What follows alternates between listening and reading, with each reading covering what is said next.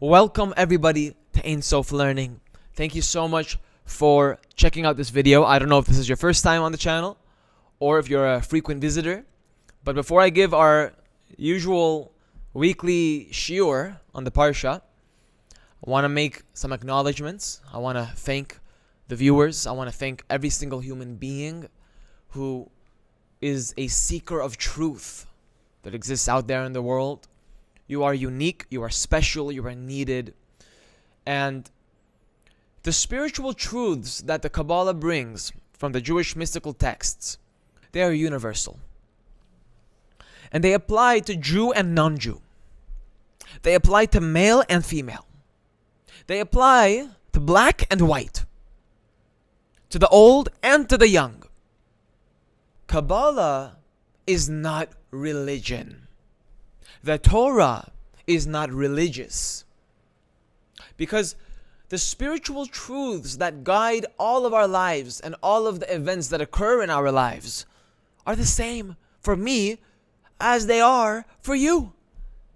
So it's just a matter of understanding that system, which will bring us the clarity of how to move forward in our lives. If I have one religion and you have another religion, to a degree, we have different realities because your perception shapes your reality. But the wisdom of Kabbalah is all about making connections, to build bridges in order to be able to discover the truth. It's all about drawing a line between 2 points. That's Chokhmat Kabbalah. Now we call Kabbalah in Hebrew, it means to receive. To receive what? On one level, it's to receive the light of your soul within your vessel. Because until your vessel is pure, your soul waits outside and is unable to penetrate into the midst of the vessel, being our body. And therefore, we're left with ignorance, darkness, and absence of light. But if you can purify the vessel, then through Kabbalah, through receiving, you are able to bring the light of the soul into the body and integrate it. We have a lot of work to do. How do we become a child of Israel? How do we bring the soul into the body? Through avodat Hashem, through serving God, but that doesn't mean serving someone's interpretation or someone's idea of God. No. You have to know God for yourself. You have to experience God, and then you can say that you know God. To whatever degree you have experienced Him within your heart, within your mind, within your life, by the events that occur, the way things unfold, or through deep and intricate and intimate spiritual expansion.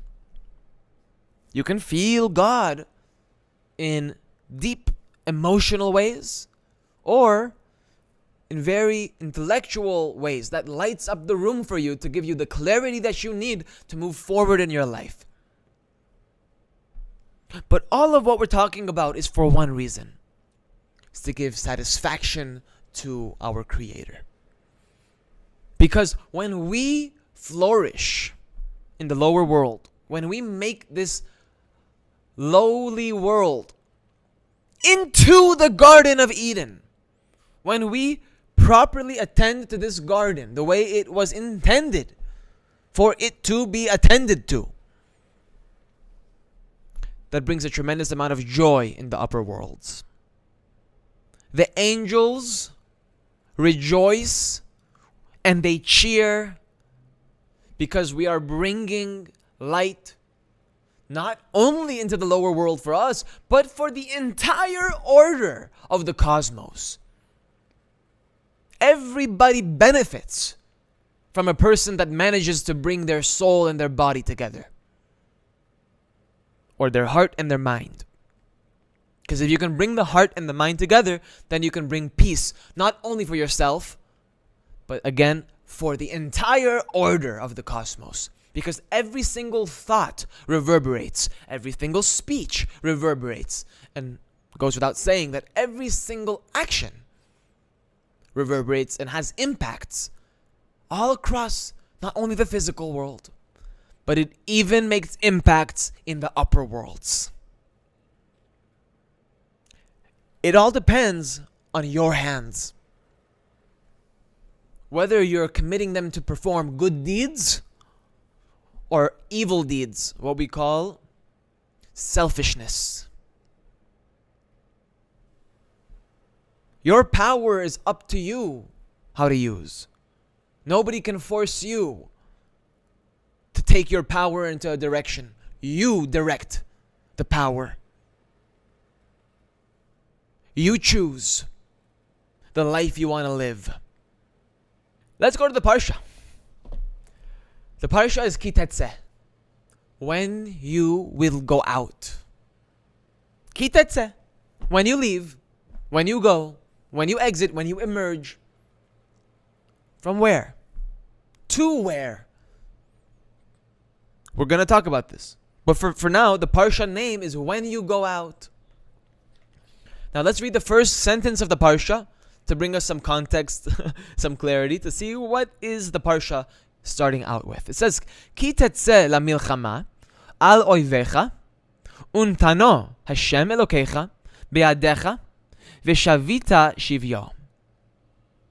When you will go out to war against your enemies, and Hashem your God will deliver them into your hands, and you take his captives. We're reading today from Pituchei Chotam by Rabbi Yaakov Abuchatzera, and he begins his commentary like this: Yesh ledakdek, hava le lememar, ki tilcham im oivecha. He's saying we have to be meticulous. We have to analyze the grammar here, because there's always secrets in between the lines. You gotta see the grammar, the way that it's using the words.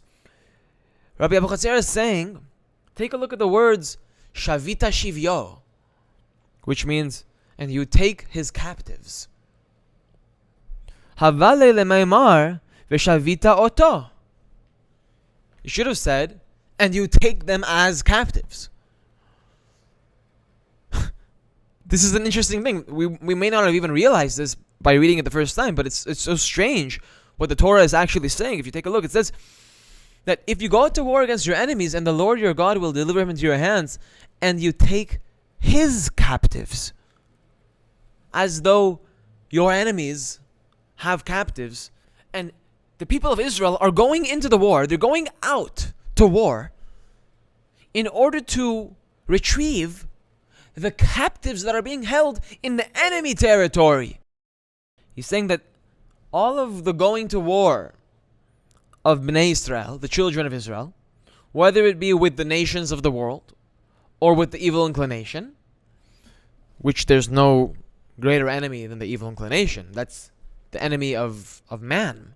Everybody has some sort of a war that's happening within them at all times, and it's not an external war. You know, people think that all the problems in my life come from society, they come from my parents, they come from the government, or whatever it is that's happening outside you. Kabbalah is telling you that you got to look inside. That's why it says the evil inclination, Ein oyev gadol mimenu. There is no greater enemy than the evil inclination. Hakol talui b'zchut gedola shel ma'asim tovim. It all depends on the great merit of your good deeds. Going to war, what really dictates whether the children of Israel will be successful, victorious in their battles against their enemies? It's their ma'asim tovim, good actions, positive deeds. That is what really determines whether this war is going to be a victory or is going to be a failure, a defeat. You got to imagine that you have a barometer. You have some sort of a measuring mechanism which tells you how much zechut you have, how much merit you have. Based on how full this tank is, that's how much of Hashem's help, assistance you have in going to war with the evil inclination. So let's say your barometer shows a very low level of zechut. You don't have too many merits. So how do you increase them? Ma'asim tovim, gamilut chasadim, limud Torah, mitzvot, limud Torah keneged kulam. So really, the main way to gain zechut is through studying Torah. In specific, chokhmat Kabbalah, which is the deeper levels of the Torah, which is the most potent form of light. And he continues, Zehu hatzari hagadol, hamoil bamilchama. This is the main remedy, the antidote that aids during war. Can we just take an hour, a day, a week to meditate on this concept? We're talking about an internal war here. How are you going to defeat the Yetzer Hara? How are you going to subdue the forces of impurity that have made habitation within you? Yeah, they found vacancy. They're like people, what are they called? Squatters. Yeah, these demons, these negative inclinations, they grasp on to wherever they find vacancy. Because had that spot been occupied, then they wouldn't be able to squat and take over that property within you. But since it's unoccupied, since it's a vacant space within you, since there is lack in you, this is attracting impure forces and saying, hey, vacant space, everybody come, we'll have a party here. The owner's not home, let's take over his house. And that's what they do. And that's the war. It's an internal war. And what gives you the zechut to be victorious over your enemies is the amount of merit you have through doing good deeds, Torah study, mitzvot, gamilut chasadim. Now, is it only a spiritual war? I mean, we said that that's the main thing. But what is the effect of repairing the spiritual world? Well, that's whenever you've repaired the lower world as well. If you repair the spiritual world, then those reverberations will cause impact in the lower worlds. When you do an action in the physical world with the positive intention, serving Hashem, L'Shem Shamayim, for the sake of bringing unification to the heaven and earth, then that makes an impact in the upper world, which trickles down and makes impact in the lower world. So whenever we go up to the spiritual worlds, whether it be the world of thought, the world of heart, the world of speech, those are all above the physical world. Speech is not physical. Yeah, you move your lips, but the concept of the sound is not physical.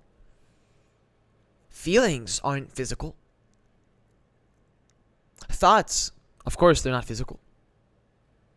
Spirit is not physical. So, the way you physically serve God through actions has to be there. If you're missing the physical observance, then you're missing the vessel with which to receive the blessings for your service. Because the action, the physical act, is the vessel. But you don't want an empty vessel. You got to fill it up with light. And that's the speech. That's the light of the thoughts and your feelings. Meaning, good thoughts, pure thoughts, true thoughts. They're coming from the source of holiness, from above to below, transferring through you. You didn't generate them, you received them. Thoughts are received, they're not generated. And you've revealed the kindness of God within your heart, and you've dealt kindly with another human. You can feel the love for the fellow within your own heart. You can feel. That's a different level. So there's thought, there's feeling, and then there's speech. There's the way you use your words to make an impact in the upper worlds, which trickles down back to the lower world. Because the person has to first recognize the meaning of your words, which is intellect, mind, and then he realizes the impact that has within his own heart. And that's when he feels something as an impact of your words. Your words just caused impact in his world. The power of speech.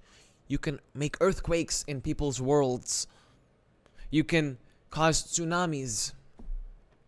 Or you can cause shine of light, of bright light and joy through the words that we choose to use. So he's saying here that this is the main remedy, the main antidote in going to war. And by the way, we said that this applies not only spiritually, but physically. Whether you're going to war in the spiritual sense, between your evil inclination and your good inclination, or you're physically at war, meaning you are in the midst of a battle between a nation and another nation, like Israel is with the world, pretty much. So this applies to both circumstances, both scenarios, physical and spiritual. You want to win the war? Because it's this zechut. It gives you merit, which merit is power. And when you have merit and when you have power, anything is possible. You will be victorious in your war. Because your barometer is full. Hashem is with you. He aids you. He guides you. He assists you. There are angels speaking within your head from outside that are guiding you. You are being watched. You are being helped. It's not you that's winning the war. You're just being a channel. You're just a vessel to receive Kabbalah. It all comes back to Kabbalah. Kabbalah is the heart and soul of the Torah. Without the chokhmah of sod, of drosh, of remez, of pshat, in their true meanings, that we will not be able to bring the Mashiach in a merciful manner. It's the only way to bring Mashiach in a merciful manner, because bringing Mashiach depends on me and you coming together in peace. In order for me and you to come together in peace, I have to take the selfishness and the hatred out from within my own heart. Otherwise, it will show itself one day, or maybe later, maybe earlier, but it's there. And it's gonna appear, and then I'm gonna have to address it. But by that time, it may have amplified. And by that time, it may be too late. I cannot control my inclinations and my emotions, and it has become hardwired within me, and now I have judgments. I can't stop it anymore. It's natural to me. I'm locked into a certain programming where I make judgments. I have no peace. There is no shalom between my mind and my heart.